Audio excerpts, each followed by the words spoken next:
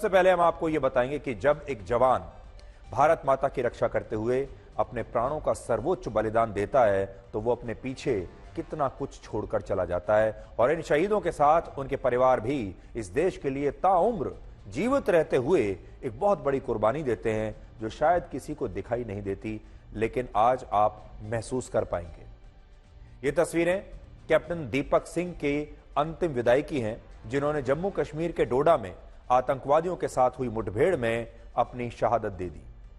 कल 78वें स्वतंत्रता दिवस के मौके पर जब उनका पार्थिव शरीर देहरादून में उनके घर पहुंचा तो उनके पिता की आंखों में आंसुओं का सैलाब था और उन्हें यकीन ही नहीं हो रहा था कि जिस बेटे को उन्होंने अपने कंधे पर बैठाकर दुनिया दिखाई, उसी बेटे की अर्थी को आज उन्हें कंधा देना पड़ रहा है।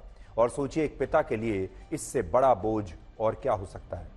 कैप्टन दीपक सिंह सिर्फ 25 वर्ष के थे और वो अक्सर कहते थे कि एक फौजी की रगों में देशभक्ति का लहू बहता है और वो लोग खुशकिस्मत होंगे और वो खुद भी खुशकिस्मत होंगे कि वो इस लहू को इस देश की रक्षा के लिए कभी समर्पित कर पाएंगे।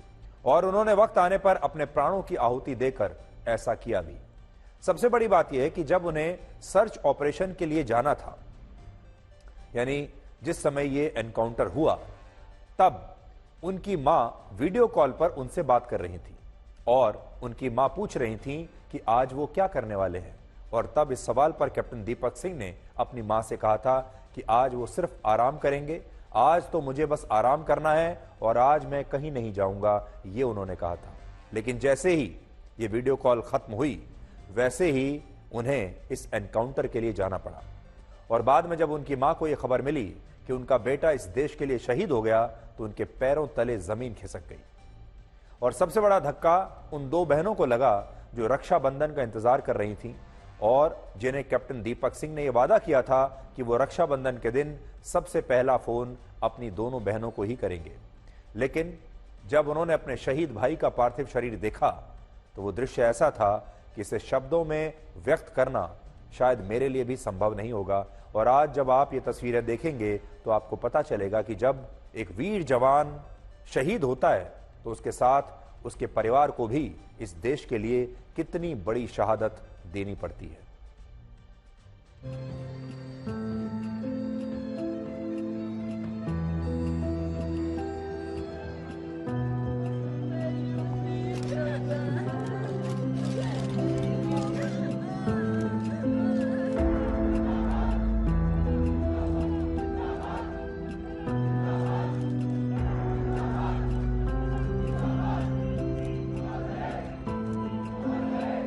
जब इसी देश के एक सरकारी अस्पताल में एक महिला डॉक्टर ऑन ड्यूटी का बलात्कार हो जाता है, उसके बाद निर्मम हत्या हो जाती है, तो इससे आज हमारे इन वीर जवानों की आत्मा को कितना दुख पहुंचता होगा।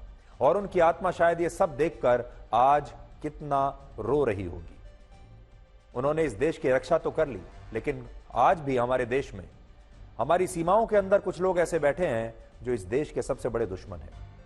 कोलकाता की घटना ने आज पूरे देश को झकझोर कर रख दिया है और यह घटना अब देश के हर नागरिक के लिए एक शूल जैसी बन गई है, जो उनके सीने को लगातार रक्त रंजित कर रही है। आज से 12 साल पहले वर्ष 2012 में जब दिल्ली में निर्भया गैंगरेप की घटना हुई थी, उस समय पूरा देश जाग गया था, पूरे देश की आंखों में आंसू थे और पूरे भारत में उस घटना के खिलाफ लोग सड़कों पर उतर आए थे। और आज 12 वर्षों के बाद फिर से देश के लोग जाग गए हैं और आज देश भर में इस घटना के खिलाफ बड़े पैमाने पर विरोध प्रदर्शन हो रहे हैं। और ये तस्वीरें अब से कुछ देर पहले दिल्ली के इंडिया गेट से आई हैं, जहां बहुत बड़ी संख्या में डॉक्टरों ने कोलकाता की निर्भया के लिए ये कैंडल मार्च निकालकर इंसाफ मांगा है। और याद कीजिए, 12 वर्ष पहले भी इसी इंडिया गेट पर इसी तरह का एक कैंडल मार्च निकाला गया था, तब निर्भया के लिए। लेकिन दुख इस बात का है कि हमारे देश के लोग जागते तो हैं, 2-4 दिन के लिए आंसू भी बहाते हैं, लेकिन बाद में ऐसी तमाम घटनाओं को बहुत जल्दी भूलकर सो भी जाते हैं। और यही कारण है कि हमारे देश में ऐसी घटनाएं लगातार होती रहती हैं। निर्भया कांड जब हुआ था तो ऐसा लगा था कि देश जाग उठा है, हमारा समाज जाग उठा है, अब इस तरह की घटनाएं नहीं होंगी। कानूनों में भी हमने बड़े बड़े बदलाव किए, सजाओं को और सख्त कर दिया ताकि अपराधियों को भी डर लगे। लेकिन कुछ नहीं हुआ। ना तो अपराधियों को डर लगता है, ना समाज में कोई सुधार हुआ है, और आज भी वैसी ही घटनाएं आज भी आपको देखने को मिल रही है।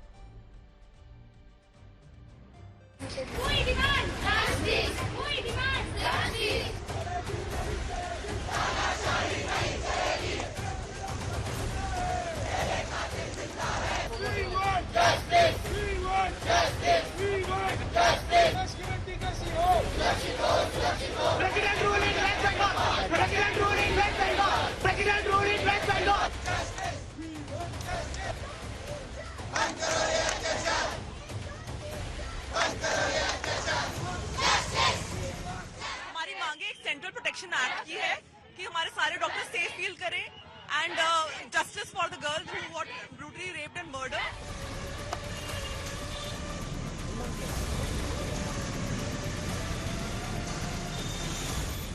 और हमने पहले दिन से ही बता रखा है कि हमें जो विक्टिम है उनके लिए जस्टिस चाहिए और हमें एक सेंट्रल प्रोटेक्शन एक्ट चाहिए कि ये दोबारा ना हो। आपने 14 तारीख की रात में ही देखा कि इतना पूरे देश में प्रोटेस्ट हो रहा है कि डॉक्टरों की सुरक्षा की जाए, जो हेल्थ केयर वर्कर्स उनकी सुरक्षा की जाए। उसके बावजूद 1000 लोगों की मॉब आकर के अस्पताल में हमला कर देती। तो इसीलिए हम लोग खड़े हुए हैं कि जब हम प्रोटेस्ट करते टाइम ही ये हो जा रहा है तो बाद में क्या होगा।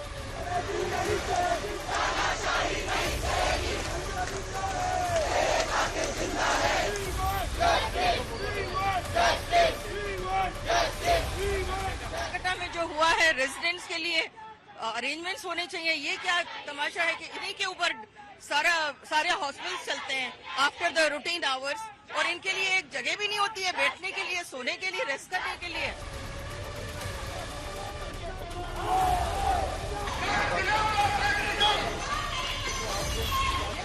अभी अपने देश की लड़ाई है, हमारे देश की महिलाओं की सुरक्षितता की बात आई है, इसलिए अभी सारे लोग इकट्ठा हो रहे हैं। और हम आपके माध्यम से केंद्र सरकार से ये मांग नहीं करते कि तुरंत से तुरंत आप सीपीआई का कोई तो भी सीपीआई एक्ट लागू कर दिया जाए, और जिसके कारण हमारे सारे लोग सिक्योर फील करेंगे।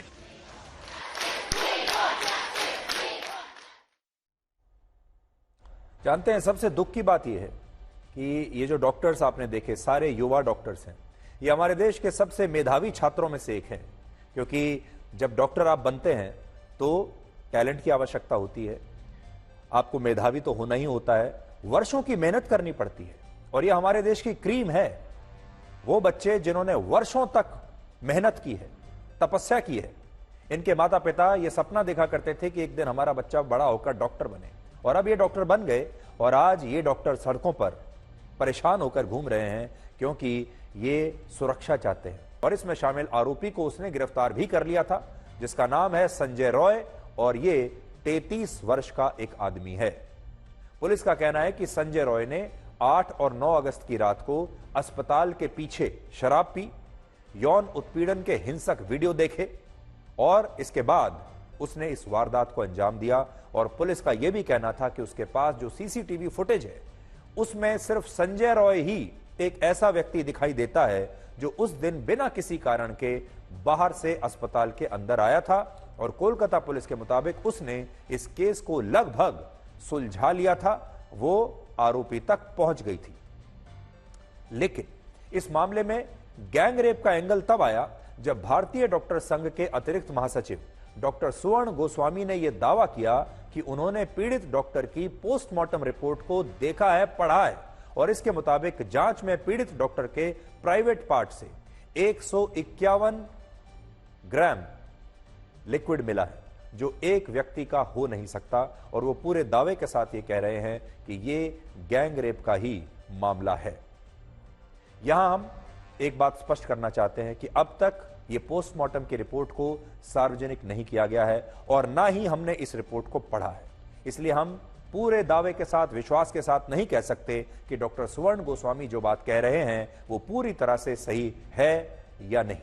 इस सब के बीच आज कलकत्ता हाईकोर्ट ने भी इस घटना पर दुख जताया है और कहा है कि अगर पुलिस इस अस्पताल की और डॉक्टरों की रक्षा नहीं कर सकती तो इस अस्पताल को बंद कर देना चाहिए और यहां मौजूद मरीजों को दूसरे अस्पतालों में शिफ्ट कर दिया जाए। हाईकोर्ट के चीफ जस्टिस ने कहा कि ऐसा कैसे हुआ कि अस्पताल के बाहर 7,000 लोगों ने इकट्ठा होकर हिंसा की और पुलिस के खुफिया विभाग को इसकी भनक तक नहीं लगी और पूरा सुरक्षा तंत्र उस दिन फेल हो गया। जबकि कोलकाता पुलिस का कहना है कि उसने इस हिंसा में अब तक सिर्फ 19 लोगों को गिरफ्तार किया है इन हजारों लोगों में से।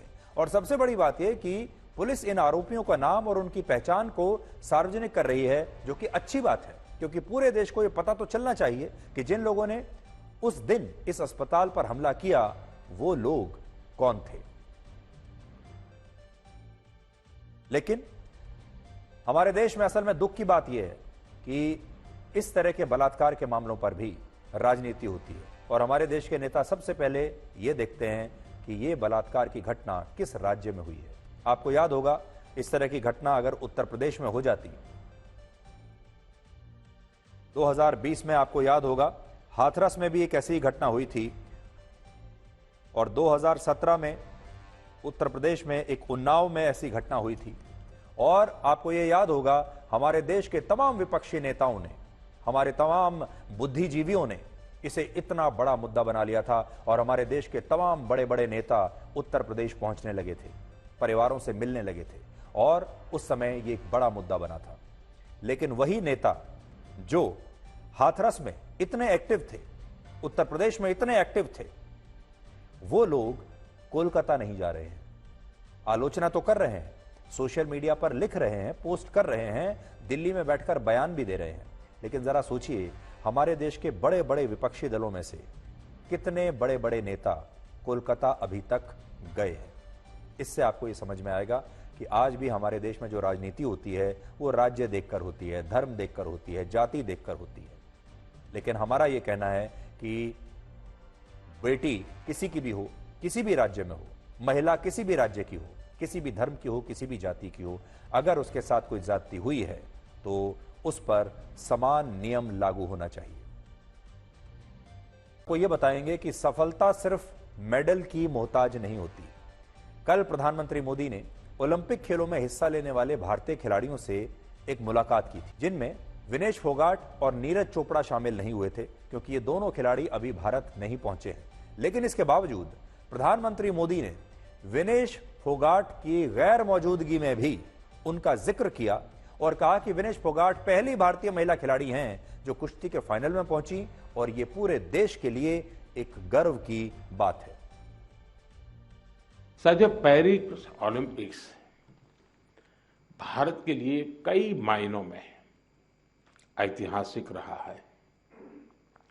इस ओलंपिक्स में देश के लिए जो रिकॉर्ड्स बने वो देश के कोटि कोटि नौजवानों को प्रेरणा देंगे।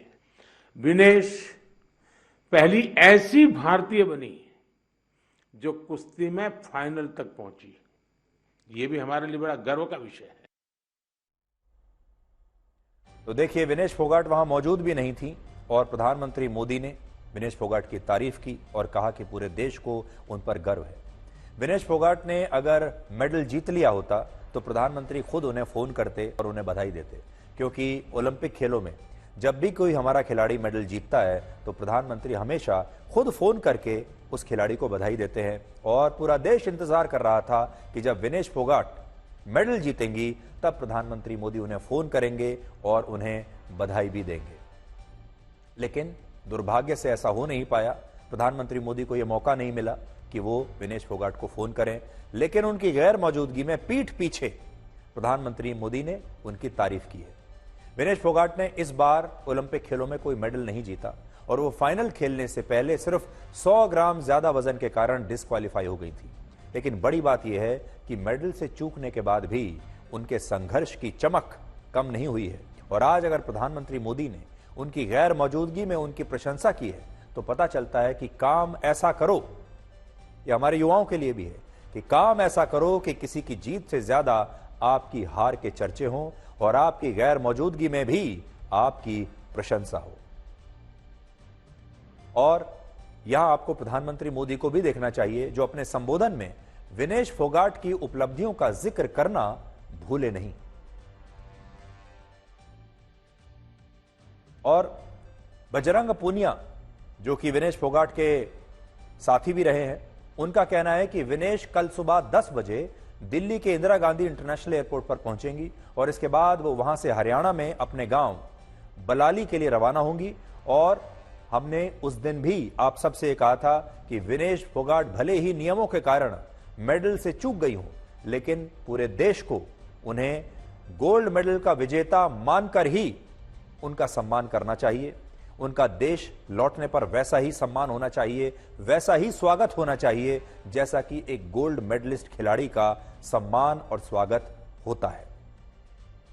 ओलंपिक खेलों से डिस्क्वालीफाई होने के बाद विनेश फोगाट ने संन्यास लेने का ऐलान किया था और कहा था कि कुश्ती जीत गई और वो हार गई। उस दिन वो बड़ी निराश थी, लेकिन आज उन्होंने अपने एक नए बयान में कहा है कि वो अपने लक्ष्य में अब भी सफल नहीं हुई हैं और उन्हें लगता है कि वर्ष 2032 तक वो कुश्ती खेल सकती हैं, जिसका मतलब ये है कि वो ये कह रही हैं कि वो 2 और ओलंपिक खेलों में भारत की तरफ से अभी खेलने में सक्षम है। आप ये समझिए कि हमारे देश को चुनाव प्रधान देश क्यों कहा जाता है, क्योंकि लोकसभा चुनावों के समाप्त होने के सिर्फ 2 महीने के बाद हमारे देश में अब फिर से 2 राज्यों में विधानसभा चुनाव होने वाले हैं। उनकी तारीखों का ऐलान आज हो गया है और ये 2 राज्य हैं जम्मू कश्मीर और हरियाणा। तो ध्यान से आप सुन लीजिएगा तारीख। जम्मू कश्मीर में विधानसभा की 90 सीटों पर 3 चरणों में मतदान होगा, जिनमें पहले चरण के लिए 18 सितंबर, दूसरे चरण के लिए 25 सितंबर और तीसरे के लिए 1 अक्टूबर को वोटिंग होगी और इन चुनावों के नतीजे 4 अक्टूबर को घोषित हो जाएंगे। ये डेट शीट है जम्मू कश्मीर के चुनावों की। जम्मू कश्मीर में आखिरी बार विधानसभा के चुनाव आज से 10 साल पहले वर्ष 2014 में हुए थे, जब जम्मू कश्मीर एक पूर्ण राज्य था। लेकिन अब जम्मू कश्मीर एक केंद्र शासित प्रदेश है और जम्मू कश्मीर से अब अनुच्छेद 370 समाप्त हो चुका है और लद्दाख भी उससे अलग होकर एक अलग केंद्र शासित प्रदेश बन गया है। और अफगानिस्तान लेकर चलते हैं और अफगानिस्तान में हम आपको तालिबान की परेड दिखाएंगे। तालिबान की सरकार ने अपने 3 साल पूरे करने का जश्न मनाया है और ये वही तालिबान है जिसे कुछ समय पहले तक पूरी दुनिया आतंकवादी मानती थी। इसलिए आज आप कह सकते हैं कि ये एक तरीके से पूर्व आतंकवादियों की परेड है। इस परेड की तस्वीरें बड़ी दिलचस्प हैं जो आज पूरी दुनिया को देखनी चाहिए और खास तौर पर अमेरिका को तो ये तस्वीरें आज जरूर देखनी चाहिए। आप जरा देखिए तस्वीरों को। 14 अगस्त को तालिबान ने ये सैनिक परेड निकाली जिसमें उनके सैनिक शामिल थे। ये परेड काबुल से 40 किलोमीटर दूर बगराम में उस जगह निकाली गई जो किसी जमाने में अमेरिका का सैन्य बेस हुआ करता था। परेड के दौरान तालिबान के लड़ाके सैनिकों की वर्दी में थे और इस मौके पर ईरान और चीन के डिप्लोमेट्स भी वहां पर मौजूद थे। तालिबान ने हथियारों और अपने सैन्य वाहनों का प्रदर्शन किया।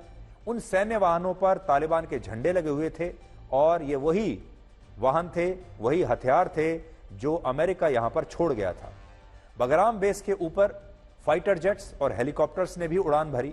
इसके अलावा तालिबानियों ने बाइक्स पर मशीन गन लेकर भी एक अपनी अलग परेड निकाली थी। जरा इस परेड का ये पूरा के पूरा जो तस्वीरें हैं ये जरा आप देखिए।